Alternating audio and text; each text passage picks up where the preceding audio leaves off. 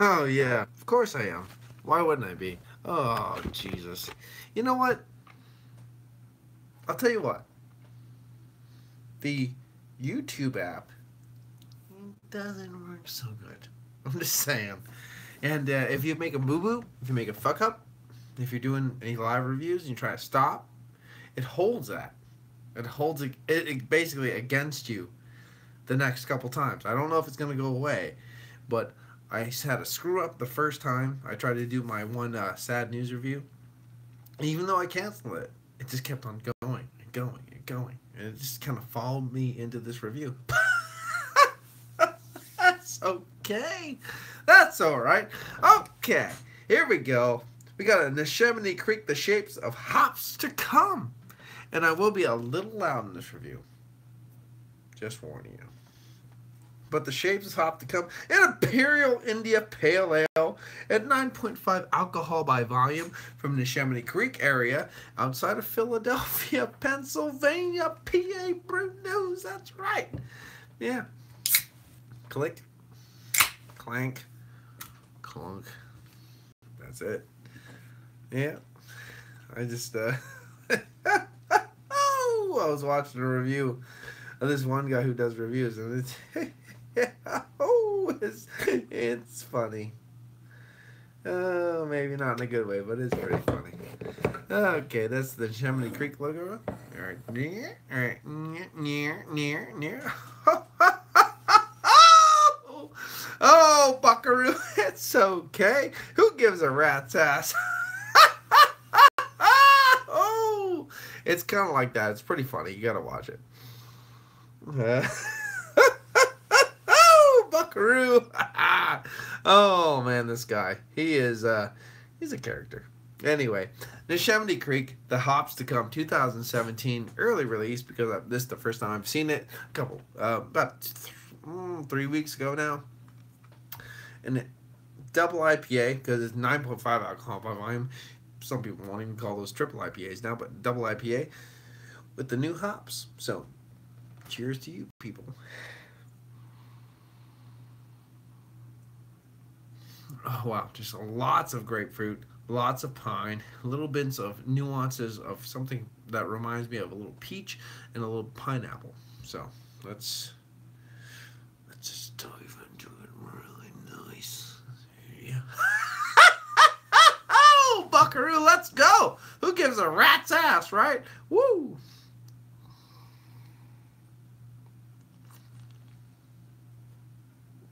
And put down in the comments if you know who I'm fucking making fun of, too, because that'd be fucking even better if someone gets it.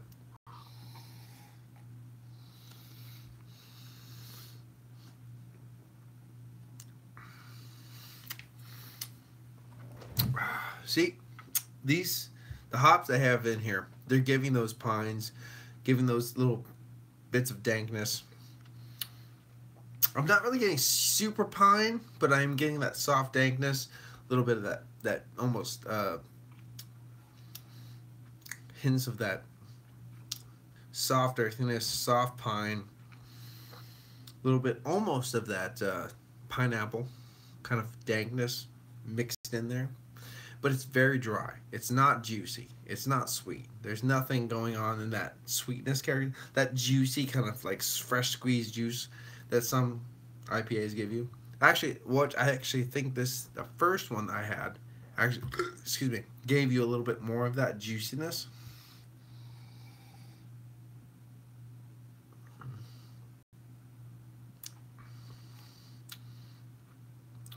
It does play down nicely. It does play down with a nice soft breadiness, and it kind of plays down, and it's actually pretty nice.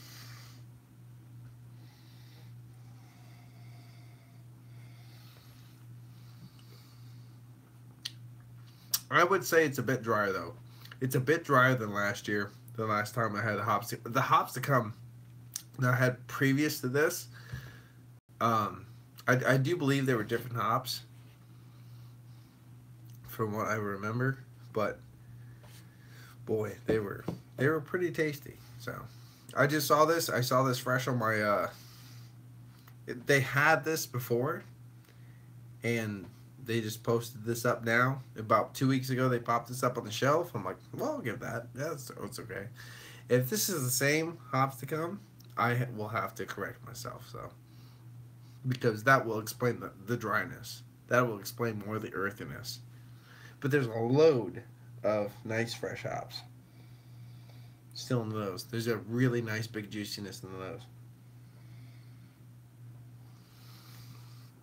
It's in the taste that it comes up a little bit more. Unfortunately, this one's 9.5 alcohol by volume, but it doesn't actually give you a nice date on, even on the bottom. There's no date. Nothing. But the hops to come, obviously, would be some kind of a variant release that every 4 or 5, 6 months you'd put out a new batch. And this is the one that came out after, like 5 months ago, 5, 6 months, 7 months ago. This hit the shelves again. I'm sorry, but if you want to assume it's a new variant, well then, there you go. I don't have a can right here to say, oh well, it says all this stuff on it.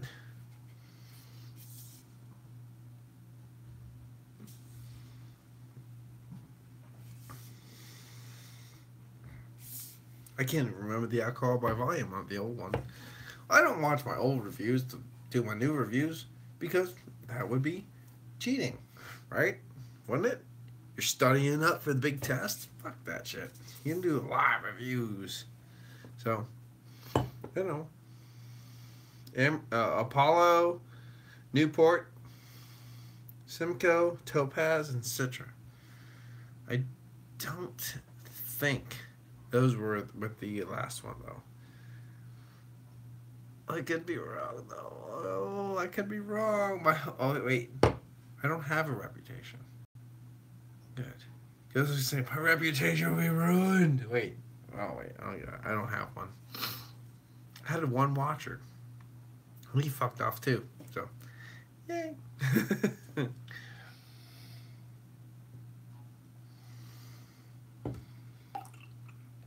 Welcome to PaulDrinksABeer.com. I think that would work. We get some nuns with titties flopping around, blue screens. I think it would work.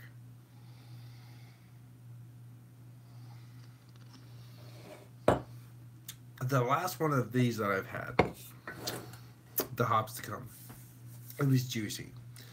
You had that little cereal grain sweetness to balance out all that astringency that you got from the hops. This one, you get the astringency from the hops. You get the nuances from the hops, but you have nothing in the background to back it up. You have no caramel, you don't have that kind of foundation to grow on. And I really feel that if this was don't get me wrong. Don't get me wrong. If I'm wrong, I'm wrong.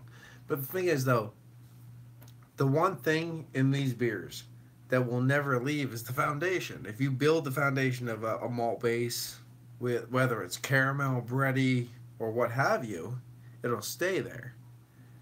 So to me, as soon as I tasted this, I was like, okay, well, it's definitely dry. That malt base is not there, so it must be a different vintage, a different hop collaboration. You know what I mean? That kind of thing. If it isn't, hey, that's on me. If it is, hey, it's still on me because I don't like it very much. So, anyway, I really don't care. It's not going to stop me from waking up every day and doing this again. So, anyway, I gave it a go. I gave it a go, right? You give it a good solid try. However, I don't have a can to compare of the Apollo, Newport, Simcoe, Topaz, and Citra.